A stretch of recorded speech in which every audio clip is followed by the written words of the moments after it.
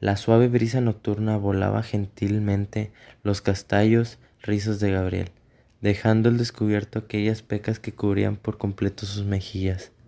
Pasada la medianoche, solo la luna era testigo de su presencia en aquel desgastado bote, el Agua Marina, una antigua y obsoleta nave que en un entonces fue de su padre, quien amaba y cuidaba de ésta en su vida, superando por mucho a cualquier clase de cariño que pudo haberle otorgado a su único hijo. Tras 5 años de su fallecimiento y toda una vida en su entera ausencia, esperaría que el recuerdo ya no perturbara su joven mente, al menos no como en su apogeo. Sin embargo, se equivocaba. Parte de su niñez y toda una adolescencia fue la desperdiciada en intentar fortalecer su condenada relación, fracasando cada vez sin obtener un diminuto indicio del amor paterno, ese que faltaba todo día y en cualquier momento, aquel que no obtuvo en cada año sumado a su miserable vida, ni cuando lo aterraban las tormentas en la costa o enfermaba de una aguda neumonía. ¿Cómo alguien que nunca estuvo le afectaba a semejante punto? Eso nunca lo comprendería. Así pues, en su constante soledad, durante años un amigo lo vino a acompañar, uno ideado por su creativo ser, alguien que lo escuchara y siempre estuviera, siguiendo sus pasos a donde quiera que fuese, de nombre Otto. Este era callado y se comunicaba por sonidos, medio por el cual Gabriel le respondía emitiendo un silbido, pero Otto era incapaz de silbar. Como efecto, pronunciaba un ruido extraño en su lugar, aquel producido por su desfigurada boca rosada, en la falta de labios chocando consigo misma.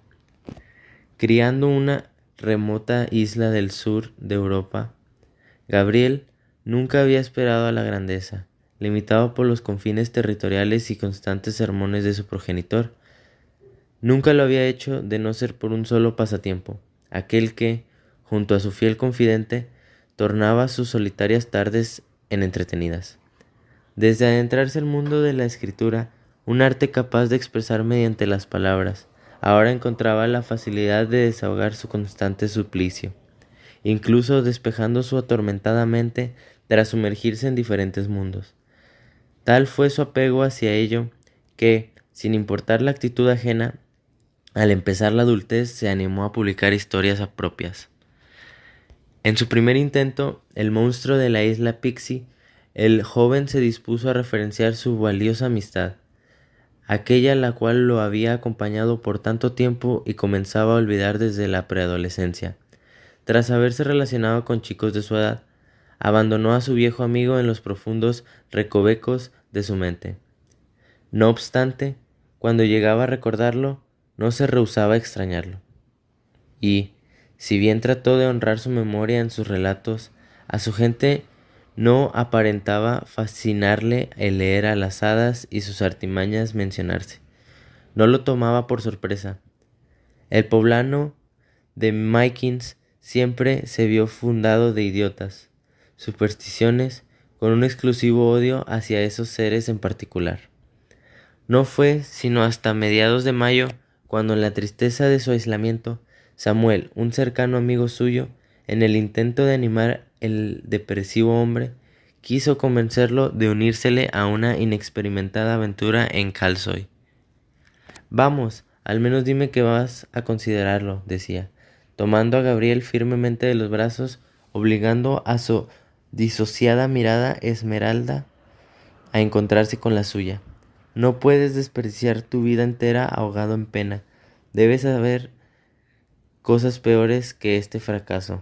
Vamos. Y el destino terminaría por darle sentido a sus palabras. Fue una tarde nublada en primavera, donde las gaviotas reposaban calmas en la costa y el viento volaba suavemente la verde flora, cuando dichas afirmaciones cobraron.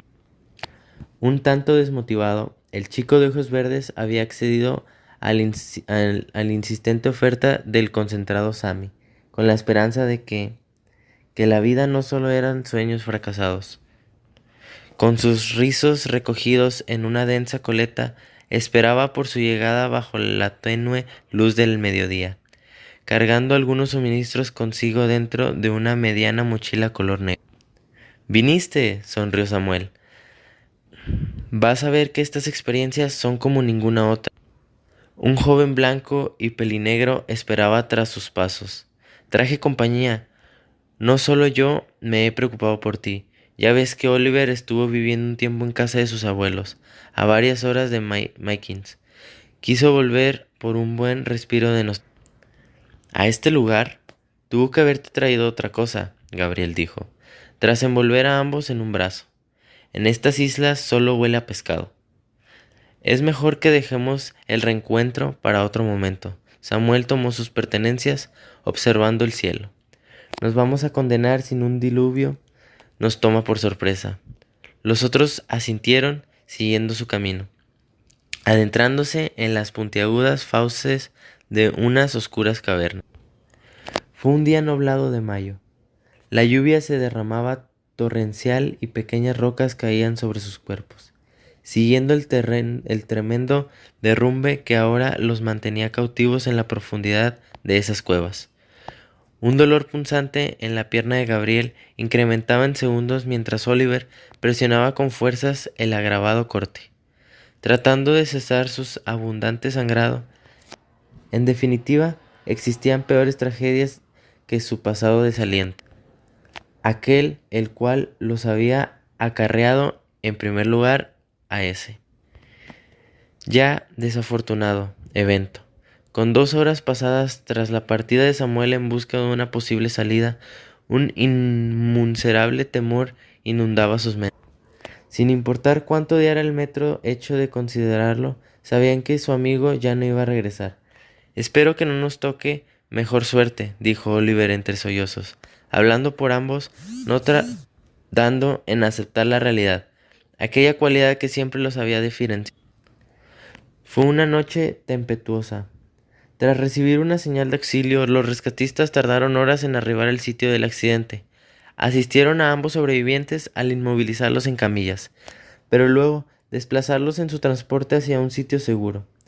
Ahora, el dolor de Gabriel se mostraba casi nulo, tan solo para reemplazarse por una inmensa tristeza, esa ocasionada por el solo pensamiento de su adorado amigo, a quien encontraron inerte en las profundidades de un cenote, yaciendo ahogado y con diversos traumatismos.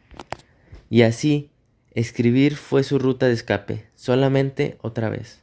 Buscando el mínimo consuelo en desahogar sus penas mediante la escritura, el joven redactaba su experiencia con un segundo intento, el cual compartir con el mundo, describiendo a detalle su incurable pesar con la misma intensidad que la de aquel terrible instante, drenando todo suplicio en cada prosa, sin siquiera considerar reprimirlo, entregando su alma y su vida en cada letra. Sin embargo, sentía una especial ausencia entre sus ideas, algo con la capacidad de avivar la tragedia, esa misma miseria que disfrutaba de acecharlo sin cesar desde el primer momento, un sujeto al cual adjudicarlo, gobernante de lo maligno y lo profano. Su historia suplicaba por un monstruo, uno extremadamente pálido, desnudo y manco de una extremidad, con dedos manchados de rosado, tan largos para equipar la medida de su torso, definidos por las notables marcas de sus huesos, exponiendo un cuello rígido similar al de un gusano, y el mismo grosor que su amorfo rostro. Este estirado, destacado por sus ojerosas cuencas, de una tonalidad tan oscura como la de su boca, guardando en su interior un par de dientes tan perfectos y separados a su vez, sin cejas, pero con apariencia de perpetuo impacto, en 4 patas y rodillas invertidas. Esta pesadilla fue la que dio vida, tal vez incluso bastante. Aferrado a las cenizas de su prometida, parado frente a la borda de agua marina, Gabriel recordaba la primera vez de semejante encuentro como si fuera ayer, aquel que, en intento de escapar sus propios demonios, lo había inclinado a viajar a Stremoy, una de las otras 17 islas de Faramou, donde conocería a Abril, el amor de su vida, misma que, eventualmente, el monstruo igual iba a arrebatarle en un instante. Era una madrugada de agosto, 3 meses tras el accidente y la repentina muerte de Samuel. La lluvia caía tormentosa tal y como en aquel suceso, inundando su mente de dolorosos recuerdos. Con su mano apoyaba en una empolvada botella de licor. Un raro y familiar sonido lo distrajo del sufrimiento. Extrañado, puso su mirada sobre la oscuridad de su cuarto, esperando escucharlo nuevamente. Sin embargo, obteniendo nada aparte de silencio en su lugar, uno inquietante y sepulcral. Era tan solo el comienzo. Poco a poco dichos ruidos empezaron a perturbarlo con frecuencia. Sutiles e indescriptibles, ni siquiera cesaban ante su estricto tratamiento de antidepresivos, eso que se supone debería amortiguar su luto. Fue hasta que, en una recaída, cuando no quiso tomarlos, al fin se esclarecieron cobrando fuerza. No porque contaron algo en particular, sino dado a la certeza de su origen, uno preservado en las memorias de su niñez, donde sus desgracias iniciaron con tardes en eterno abandono, aunque ahora ese sentimiento de compañía no le brindaba el mismo confort que en su entonces. Esa noche, en la soledad de aquella desgastada nave, había vuelto solo una vez más.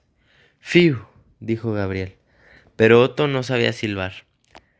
En una esquina de la cubierta, de entre las sombras, emergió un largo cuello, seguido de unos largos dedos, con rosado, repiqueteando contra la putrefacta madera conforme la criatura se acercaba lentamente hacia su antiguo amigo, emitiendo su característico sonido.